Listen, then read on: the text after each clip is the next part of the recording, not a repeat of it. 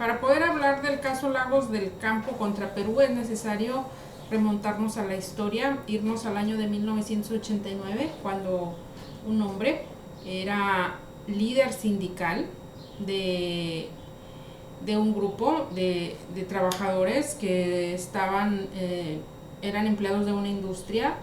Esta industria actuó precipitadamente, podemos decirlo, porque resulta de que este trabajador de apellido Lagos del Campo, en una entrevista que le hizo un medio de comunicación, dio a conocer situaciones que se presentaban dentro de su fuente de trabajo, que consideró importante darlas a conocer al público, de que se difundieran, que se conociera que de algún modo se estaba haciendo violaciones a derechos de los propios trabajadores que tenían en ese momento laborando.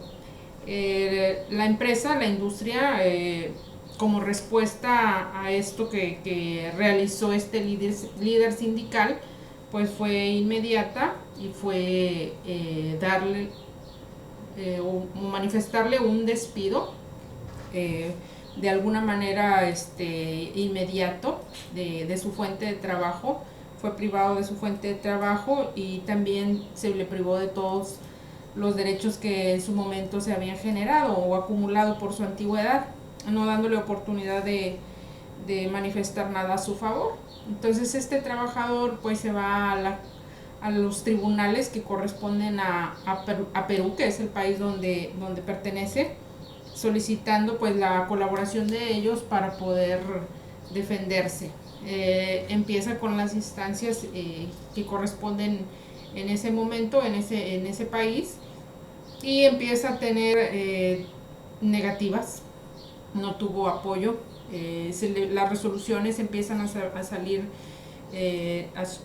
pues en su contra, ¿verdad? Diciéndole que el despido fue justificado, que las razones por las cuales se le despidió realmente son justificadas y que no hay manera de que se le reinstale en su trabajo y que tampoco tiene derecho a una indemnización, y pues inclusive tampoco se le permite o se le facilita el camino para continuar en los peldaños que requiere el proceso y poder defenderse. Se le niega toda esa posibilidad. Entonces él recurre a la Organización Internacional del Trabajo, presenta su situación, presenta su caso. La organización, después de analizar todo esto, pues determina que el Estado de Perú actuó de manera incorrecta sobre lo que dictaminó, ¿verdad? Dándole de algún modo la espalda al trabajador, ¿verdad? Entonces, pues considero que sí fue el apoyo que tuvo por parte de la Corte Interamericana de Derechos Humanos. Este trabajador pues fue muy adecuada, de algún modo apoyó al trabajador y se convirtió en una punta de lanza, porque es la base que ahora tomamos para analizar situaciones similares que se están presentando hasta la fecha. Todavía lo tomamos como un parámetro para actuar, y pues para poder decir cuáles fueron los derechos violentados. La Corte emitió primeramente que el derecho a la libertad de expresión fue totalmente violado, y también se violentó su derecho de permanencia en el trabajo y también su derecho a la justicia propia, que no pudo ejercer, y también a la libertad de asociarse para poder defender sus derechos y los derechos de sus compañeros de trabajo. Entonces la Corte Interamericana pues menciona estos derechos laborales que fueron violentados. En México podemos considerar que los derechos del trabajo que fueron violentados pues son precisamente esos, ¿verdad? Mencionados en nuestra Constitución. El artículo 6 menciona que la libertad de expresión debe estar garantizada, y pues fue uno de los derechos que se violentó. Y también pues lo que es el derecho a asociarse, a poder defenderse, a poder reunirse con otras personas para poder realizar sus logros, para poder seguir subiendo de peldaños, pues también fueron violentados. Los artículos, o el artículo principal es el artículo 123, la fracción 6, que habla sobre el derecho a coaligarse en defensa de sus derechos, como es de manera individual así como de manera colectiva. El 20, en donde los tribunales tienen la obligación de establecer opiniones, o deben actuar de acuerdo a principios de legalidad, de imparcialidad, de transparencia, de autonomía. Eso también pues es uno de los principios que en México correspondería. Y la obligación de indemnizar, que está dentro del mismo 123, en la fracción 22, ahí menciona sobre el derecho a tener una indemnización en caso de un despido injustificado o la reinstalación en su trabajo en su momento.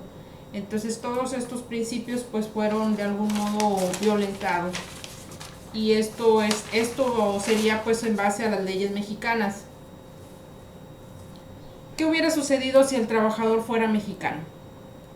En México, primeramente hubiera tenido que acudir a la Junta de Conciliación local, que le correspondería de acuerdo a la circunscripción territorial. Entonces, una vez que se ventilara ahí la situación y de acuerdo a lo que se resolviera, pues tiene derecho en su momento, si no le es favorable ese dictamen, pues acudir a los tribunales laborales, que pertenecen ahora al Poder Judicial, de acuerdo a una reforma que se estableció ahora desde 1919. Entonces ahora esos tribunales pues son los que actúan y son los que dan los veredictos, ya sea a favor o en contra de los trabajadores, pero siempre se procura que las resoluciones pues sean apegadas a la ley, basadas en principios, fundamentadas en la Constitución. Eso es lo que hubiera pasado si el trabajador hubiera sido mexicano. ¿Tendría alguna protección de leyes o no? Por supuesto que tendría protecciones de leyes. Tendría la protección de la Constitución, que consagra los derechos fundamentales y las garantías individuales. Tendría la protección total de las leyes mexicanas. Convenios internacionales ratificados por México con la Organización Internacional del Trabajo, que protegen a los trabajadores. México tiene varios convenios firmados con la Organización Internacional del Trabajo, pero hay dos específicos que tienen relación con este caso, Lagos Campo contra Perú. Uno fue firmado y ratificado en el año de 1950 por el entonces presidente Miguel Alemán, y ese convenio es relativo a la libertad sindical y a la protección al derecho sindical. Eso fue desde 1950. Entonces ese fue el primero. Y el otro que tiene relación es el convenio número 135, en donde se protegen las libertades o los derechos que tienen los representantes, la protección y facilidades que debe otorgarse a los representantes de los sindicatos. Ese convenio fue firmado por el presidente Luis Echeverría Álvarez en 1975 y tiene total relación con este caso que estamos analizando de Lagos Campo. Ha firmado otros convenios, pero ahorita son los que aplicarían en este sentido. Entonces, México es parte de la Organización Internacional del Trabajo y sigue participando de manera activa para procurar siempre el bienestar, en este caso, del sector trabajador.